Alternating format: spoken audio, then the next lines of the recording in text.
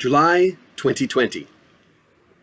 After some big labor market reports were released on July 2nd and the fireworks of July 4th, last week was relatively quiet on the economic report front. Weekly initial jobless claims were once again released on Thursday, and though they beat expectations, they remain in the millions. Another 1.314 million people filed for unemployment benefits for the first time during the week ending July 4th. A positive sign in the report is that continuing claims, which measure people continuing to receive benefits, did improve pretty significantly after being persistent for many weeks. CoreLogic also released home appreciation figures for May, showing that prices rose 0.7% from April to May and 4.8% when compared to May of last year. However, CoreLogic has revised their annual forecast for the year moving forward, as I will attempt to detail below and later in this video. Lastly, inflation continues to remain tame. At the wholesale level, the producer price index was down 0.2% in June after rebounding in May, coming in much lower than expectations. The lack of wholesale inflation will certainly not lead to consumer inflation, and it's one of the reasons mortgage bonds have moved higher and home loan rates have moved lower of late. Initial jobless claims beat expectations. For the days of the week July 4th, the jobless claims are continuously going down from 1,897 to 1,566 to 1,540 to 1,482 to 1,430, 13, and finally to 1,314 thousands. These are all in thousands. As you can see, they are continuously declining for the week of July 4th. Continuing claims are 18 million. The 4-week average has been 1,437.25 thousand. The largest increase was in California, which is up 267,000 claims, Texas, which is up 117,000, and Georgia, which is up 103,000. The latest weekly initial jobs claim showed that another 1.314 million people filed for unemployment benefits for the first time during the week ending July 4th. This was slightly better than expectations of 1.4 million claims. California, which gained 267,000, Texas, which gained 117,000, and Georgia, which gained 103,000, reported the largest gains of the states. Continuing claims finally saw a big improvement, falling from 18.76 million to 18.06 million, which is the first meaningful improvement we have seen in quite a long time. If we factor in the amount of new and continuing claims and the number of people in the labor force, we estimate that the real-time unemployment rate is around 14%. This rate would be about 3% higher, or 17%, without the estimated number of temporary new jobs created by the Paycheck Protection Program passed by Congress. The latest home appreciation forecasts, current 0.7%, up to 4.8%, and the forecast is from negative 0.1%, a modest decline, to negative 6.6% decrease. CoreLogic's Home Price Index Appreciation Report for May showed that home prices rose 0.7% from April to May. Home prices were also up 4.8% when compared to May of last year. This is a decline from year over year, reading of 5.4% in April's report. Washington, 5%, San Diego at 4.9%, and Las Vegas at 4.8% led the gains. CoreLogic forecasts that home prices will drop 0.1% from May to June, and they expect prices to fall 6.6% from May 2020 to May 2026. Their annual forecast dropped significantly from their previous prediction of a 1.3% decline. Dr. Frank Nothaft, chief economist for CoreLogic, said, quote, pending sales and home purchase loan applications are higher than in June of last year and reflect the buying activity of millennials. By the end of summer, buying will slacken, and we expect home prices will show declines in metro areas that have been especially hard hit by the recession. CoreLogic also noted that a lot of the demand was pent up from spring to summer with elevated unemployment, and that purchase activity and home prices could fall off once summer ends. It remains to be seen if this latest forecast will prove true, or if the surge in sales and appreciation levels off less steeply.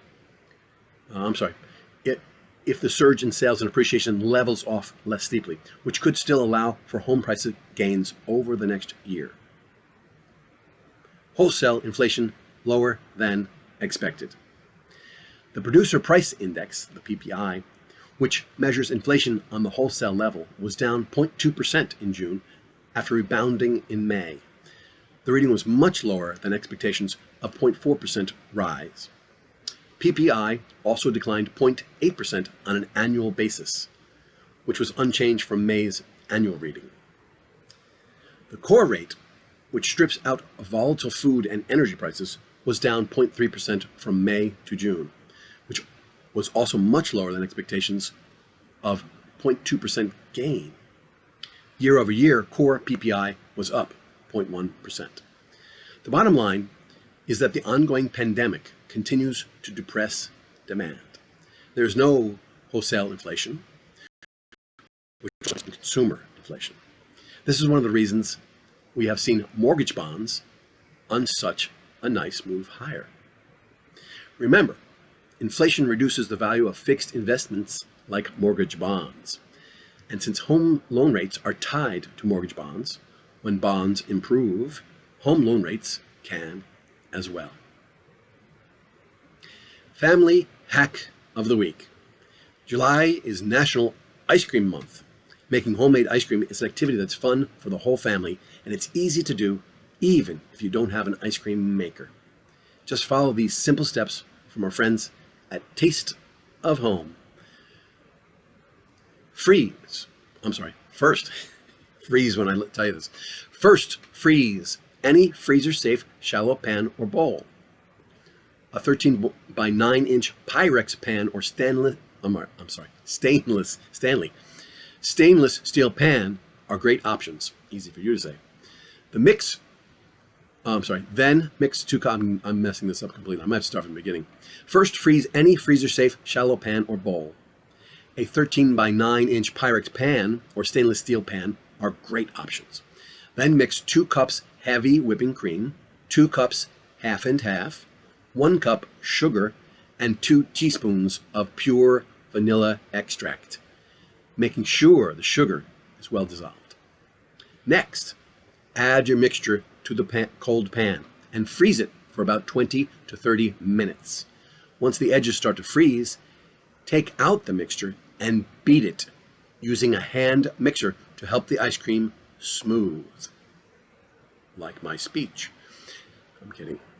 Repeat this process several times until the ice cream is firmly frozen. For an added bonus, mix in chocolate chips, candy chunks, or drizzles of melted chocolate. I recommend peanut butter. Healthy and good for you and delicious. Before freezing the ice cream. Or have a family sundae night and serve with everyone's favorite toppings. Countless toppings. Don't even let me go there. I'm thinking of so many toppings right now. Hungry. Okay. What to look for this week?